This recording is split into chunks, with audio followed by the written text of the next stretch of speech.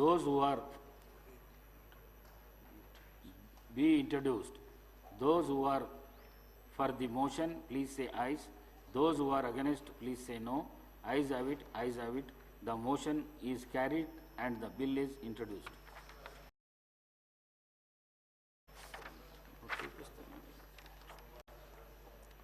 I request the Minister for Panchayat Raj to move the motion for leave to introduce the Telangana Panchayat Raj Amendment Bill 2025.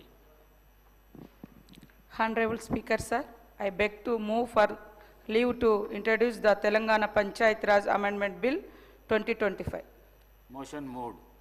The question is that the Telangana Panchayat Raj Amendment Bill 2025 to be introduced. Those who are for the motion, please say ayes. Those who are against, please say no.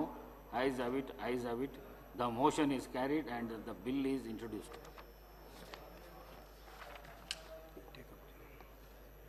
The Telangana Charitable and Hindu Religious Institutions. Introduction and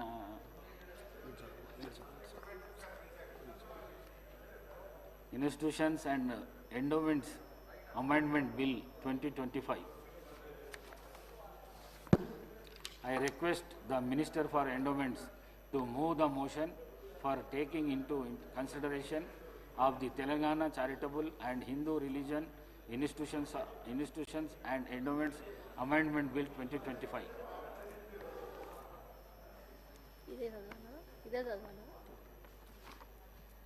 I beg to move for taking into consideration of the Telangana Charitable and Hindu Religious Institutions and Endowments Amendment Bill 2025, sir. Namaste. Motion moved. Minister garu, explain the bill.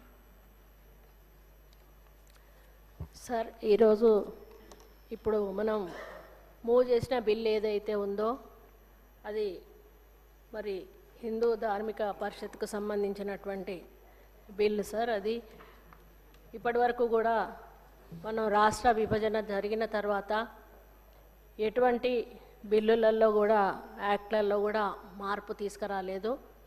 మొట్టమొదటగా ఈరోజు మరి యొక్క act మీద మనం మార్పు తీసుకురావడానికి మనం ఈ బిల్లును ప్రవేశపెట్టడం జరిగింది అధ్యక్ష. ముఖ్యంగా 1987లో మెయిన్ యాక్ట్ ఉండే అధ్యక్ష. ఆ యాక్ట్ను మాడిఫై చేస్తూ మరి కొత్త యాక్ట్ తీసుకురావడానికి ఈ బిల్లును ఈరోజు సభలో తీసుకురావడం జరిగింది. ముఖ్యంగా దేవాలయాల విషయానికి వస్తే గత 10 సంవత్సరాల్లో కొంత దేవాలయాలు అభివృద్ధికి నోచుకోలేదని చెప్పాలి. చిన్న చిన్న దేవాలయాలు కాకపోతే మరి కొన్ని దేవాలయాలు బాగా మరి భక్తులు రావడము మనం ఈ వచ్చిన 15 నెలల నుంచి చూస్తూ ఉన్నాము. కొంత ఆదాయము పెరగడము, రద్దీ పెరగడము, ఎందుకంటే కావలసిన వసతులు మేము వచ్చిన తర్వాత ఏర్పాటు చేయడం వలన వాళ్ళకి కావలసిన సౌకర్యాలు కల్పిస్తుంటే పెద్ద ఎత్తున భక్తుల సంఖ్య పెరగడంతో పాటు ఆదాయం కూడా పెరుగుతున్న విషయాన్ని మీ ద్వారా సభ దృష్టికి తీసుకొస్తానన్న అధ్యక్ష.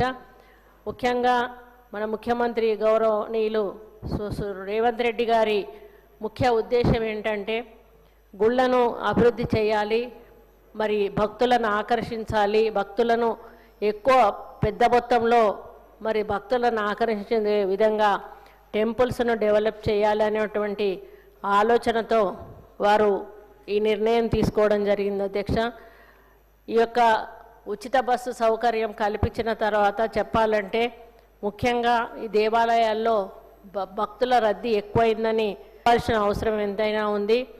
మహిళలు పెద్ద మొత్తంలో వారు ఎక్కడికి వెళ్ళాలనుకుంటే అక్కడికి ఈ ఉచిత బస్సు ద్వారా వెళ్ళి దేవాలయాలను సందర్శించుకోవడం, మొక్కులు మొక్కడం, అదేవిధంగా కానుకలు ఇవ్వడం వలన మరి దేవాలయాల ఇన్కమ్ కూడా గణనీయంగా పెరుగుతుందని కూడా ఈ సందర్భంగా తెలియజేస్తూ ఉన్నాను అధ్యక్ష.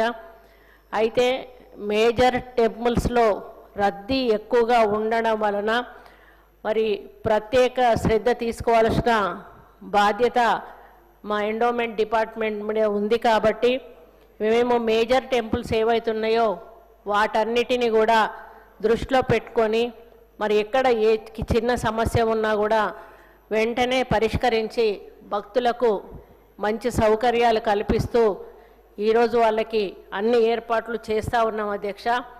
దాంట్లో ఒకటి యాదగిరిగుట్ట అధ్యక్ష.